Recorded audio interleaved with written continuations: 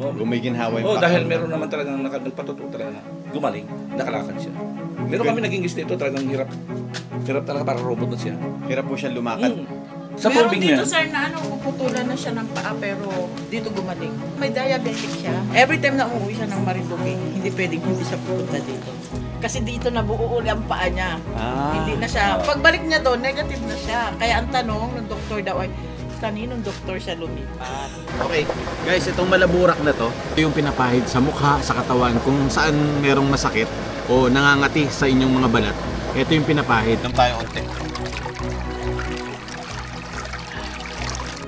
Sa pagpapatuloy ng ating Marinduque adventure, ay pupuntahan naman natin ang tubig na nagmumula sa bulkan na nagpapagaling ng mga sakit sa katawan. Isang natural sulfuric hot spring resort na matatagpuan sa Malbog, Buena Vista, Marinduque. Magmumula tayo sa Torrijos at madaraanan natin ang Mala Surigao vibes dahil sa dami ng mga puno ng niyog na nasa tabing daan lang. Samahan niyo pumuli ako sa panibagong episode na ito. Simulan na natin ang video.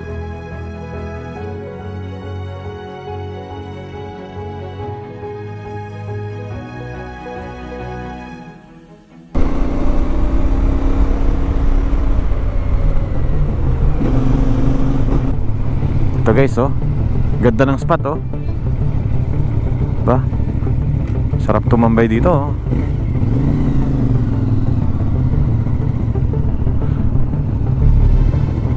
Gandang spot, Woohoo!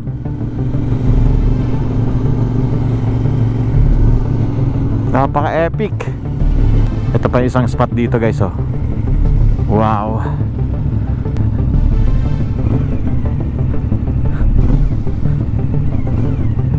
Hello. Ganda.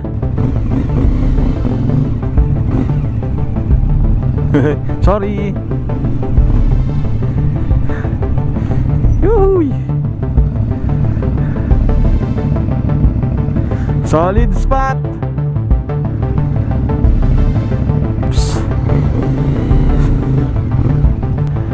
Ito na pala guys yung tinatawag nila na Red Datum. Ito, talaga palang tambayan to. Red Datum.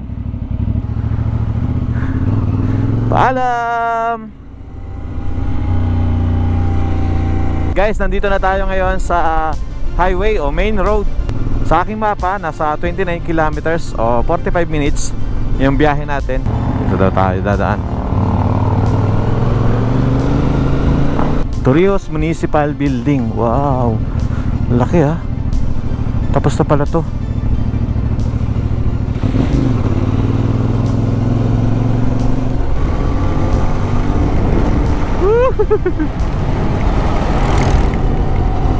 Guys, nandito na tayo ngayon sa Barangay Tigui.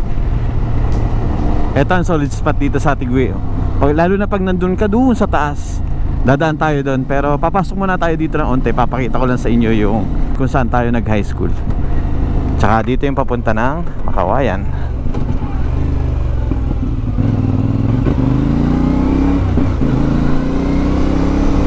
Dito po ako nag high school.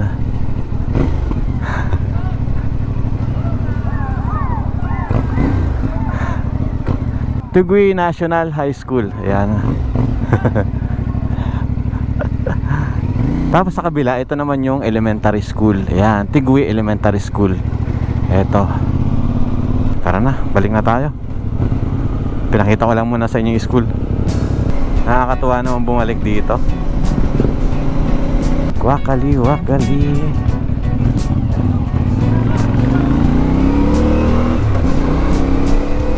Ayan, yung dadaanan natin guys, puro liko-liko.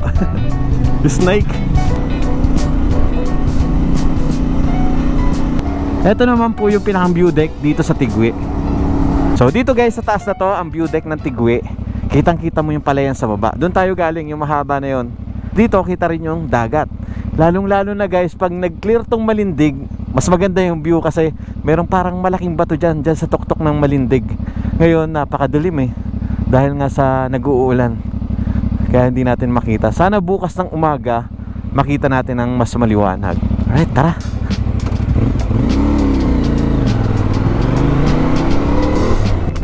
Itong lugar na ito parang part na ata ito ng Malibago. Siko. Oh, madulas to. Ito yung dadaanan natin, pasigsag pa rin. Kasi tumatawid tayo ng bundok.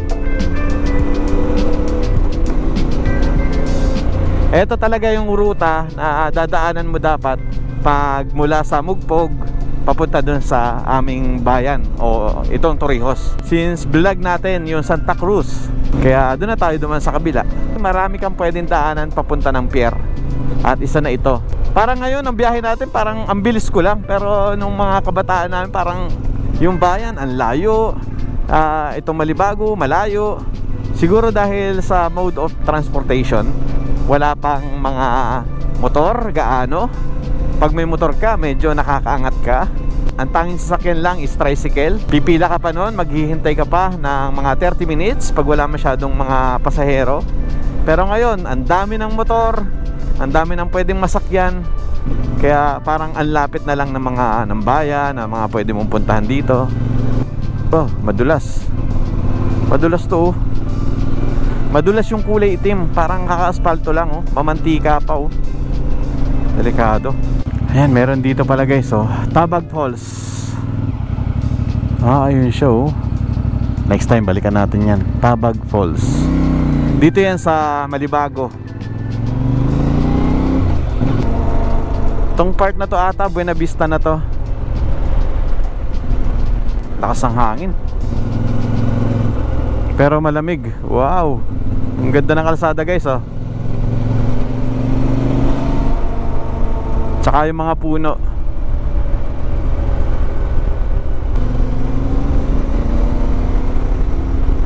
Tuyong-tuyo dito, ah. Oo nga, no.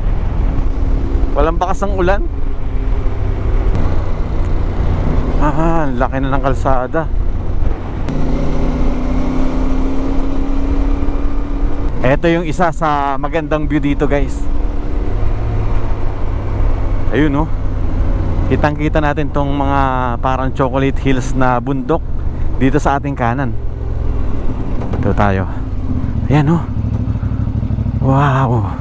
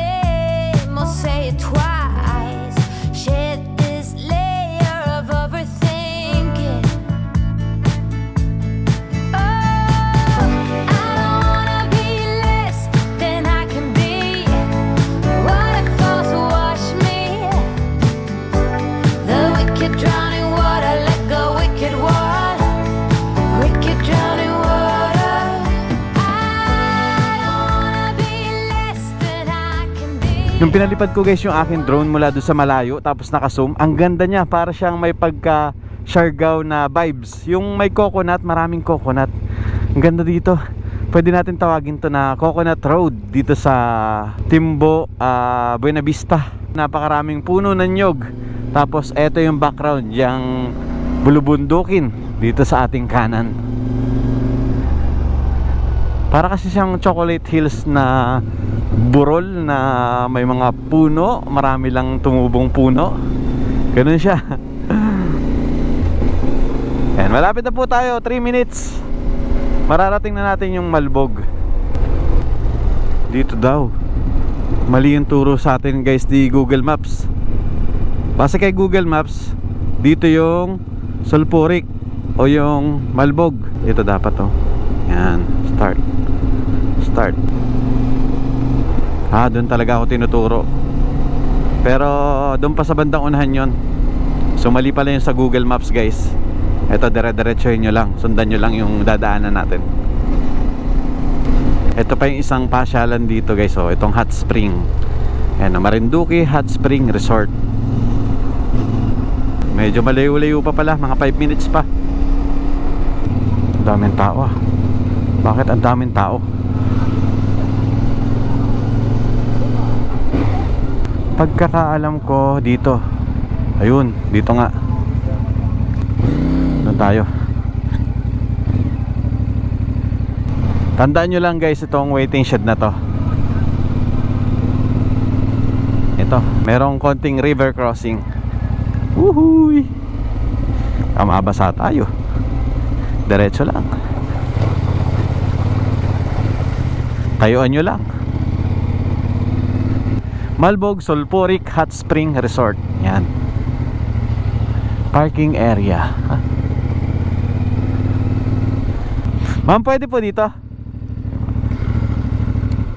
Isa rin po pala ito sa checkpoint ng Puso mo to, yung Marinduque Loop.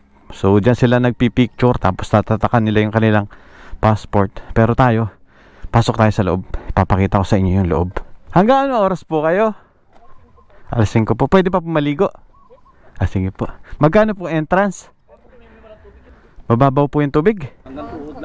Baka po malunod ako dun. Oho. Sige, papasok na lang ako. Magbababad na lang ako ng paa. So entrance natin guys, 45 pesos lang. Jeric po. Si Derek Ramsey. Jeric po, Jeric. Opo, mas pogi po ito dun. Thank you po. Pogi ng motor ni sir oh. Shoutout kay sir, pinuntahan talaga tayo. Anong pangalan mo po sir? Yan, Ro Gabriel. Yan yung pangalan ng sir. Baligtad natin. Ro Gabriel. Marinduque Riders Federation, shoutout dyan. Marami pa tayong rides. Ninja Philippines, #1, Fresh JD. Yun. Sama ka doon minsan pag nagtatambay sila sa kanyang cafe. Napaka-pogi ng motor ni sir oh. Tumawid ng ilog yan. Ngayon ko lang yan tinawid dyan. Kasi Ngayon lang. ikaw.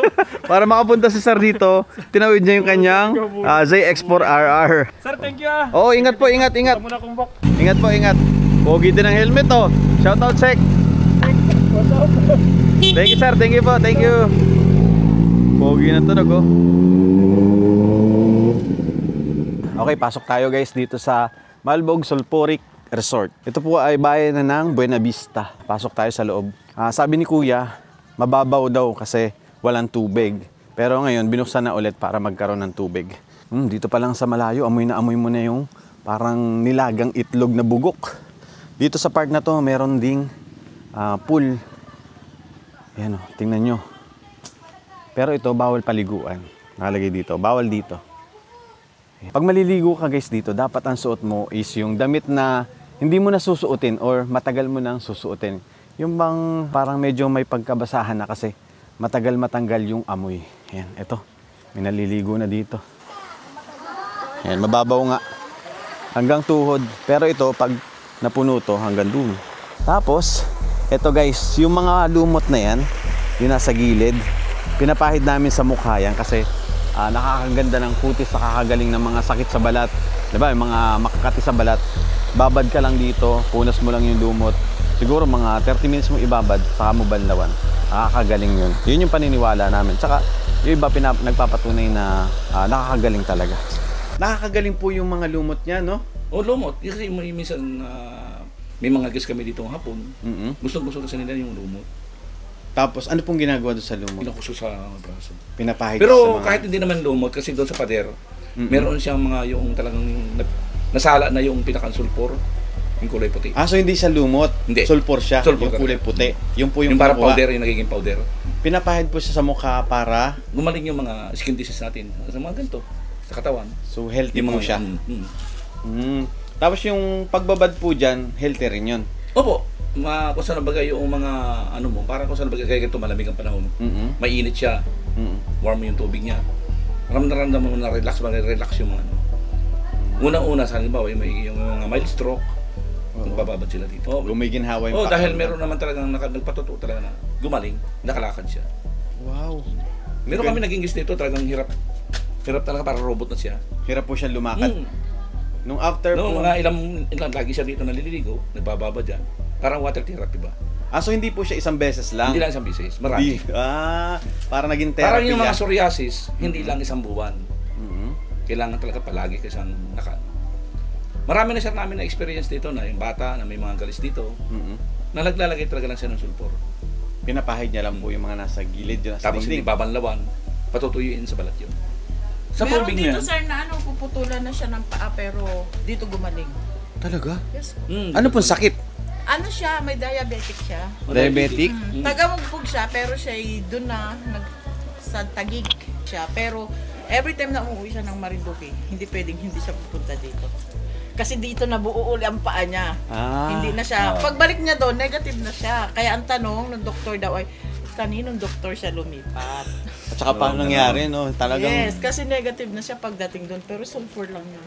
Meron dito kami noon, last na siguro mga 2018, foreigner. 1 buwan lang siya dito. Laging napunta po dito. Araw-araw yun.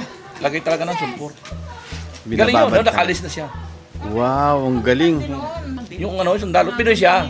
Sa Japan siya nakabase. Gumaling talaga yung anak sa anak niya, yung dinadala. Kati-kati. Ganun, sakit sa balat. Galing. Kaya lagi niyang dinadala dito.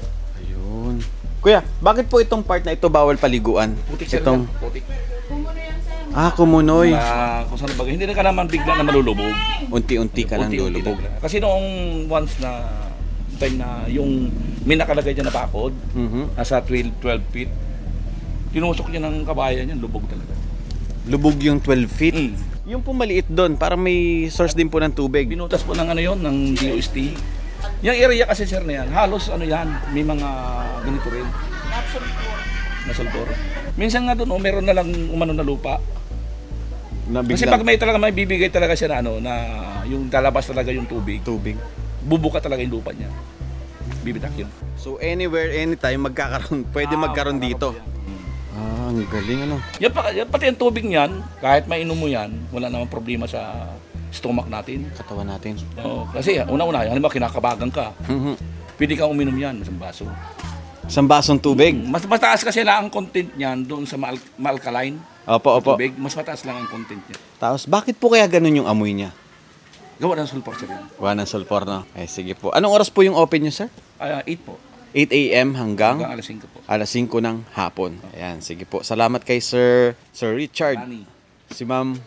Si Ma'am Lani. Eto guys, ito yung sinasabi nila kuya na hindi pwedeng paliguan. Nakalagay naman doon na bawal. Pero pwede mong ibabad yung inyong mga paa dito.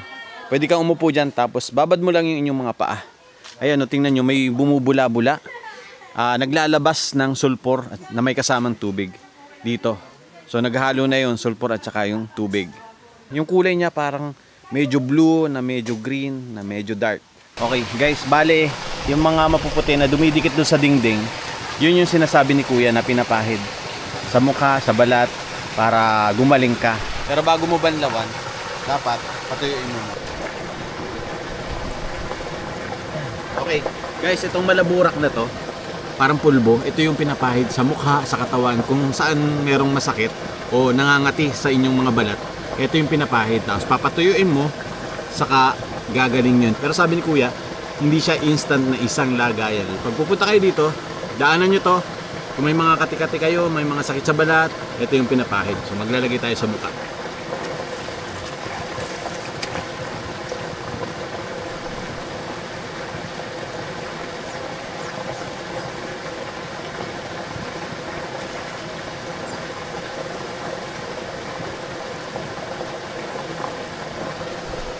Ayan.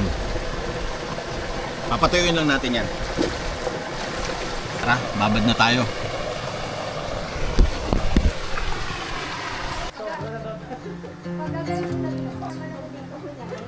Ang Malbog Sulphuric Hot Spring Resort ay matatagpuan sa paanan ng bundok ng Barangay Malbog, Buena Vista, Marinduque. Ang mainit na spring na ito ay may sulpor na karaniwang ginagamit sa pangangalaga ng balat at mga panggamot. Sa kabila ng masangsang na amoy na parang itlog na nabulok, maraming mga lokal at turista ang bumibisita sa lugar na ito para sa pagpaparelax ng katawan at pagpapagaling ng mga kondisyon sa balat. Maraming naniniwala na natuklasan ang mainit na spring ng sulpor na ito noong panahon ng mga Kastila.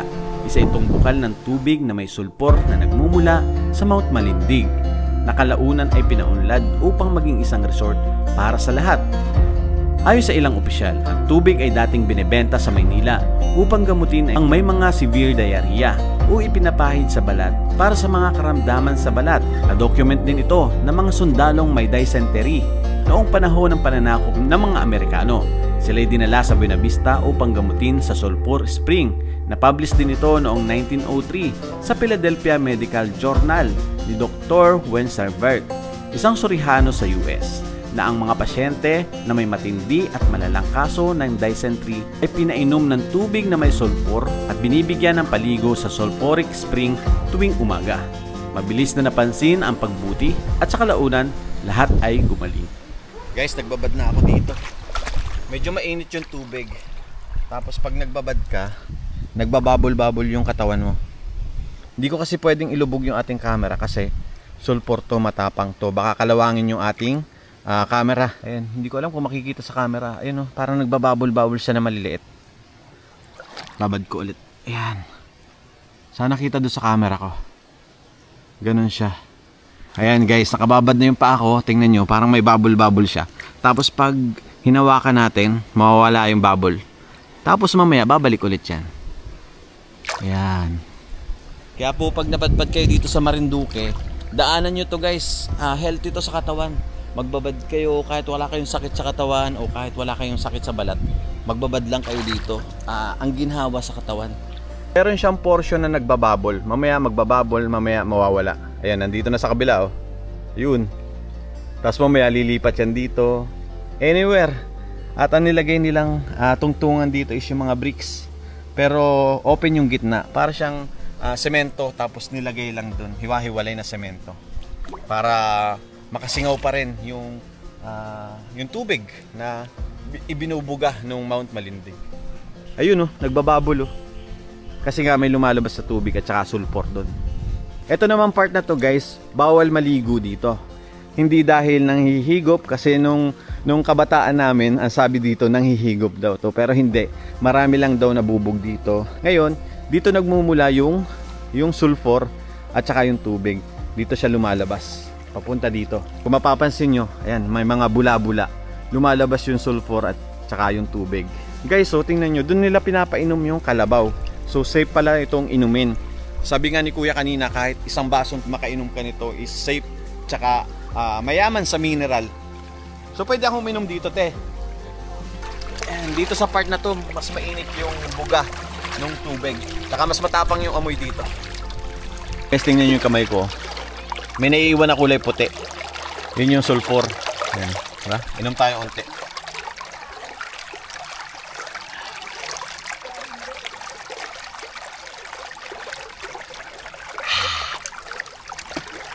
Medyo kakaiba yung lasa pero healthy daw to eh. Pahid din natin yung mga ito. Itong mapuputi na to, yan, pahid natin. So, magsasara na sila ate. Kaya aahon na tayo tsaka magbabanlaw na tayo. Ayan, puntahan nyo to guys. Pag pumunta kayo dito, maligo kayo kasi healthy to sa katawan. Uminom kayo ng konti kasi healthy din daw to sa tiyan. Lalong-lalo yung mga sumasakit ng tiyan. Pwede nyong inumin yung nagmumula doon sa mismong butas. Huwag na dito kasi marami na naliligo or may mga lumot-lumot na. Yung mismong nagmumula doon sa butas na yun. Right? Tara, ligo na tayo. Iba yung amoy. Kailangan na natin banlawan ito ating damit.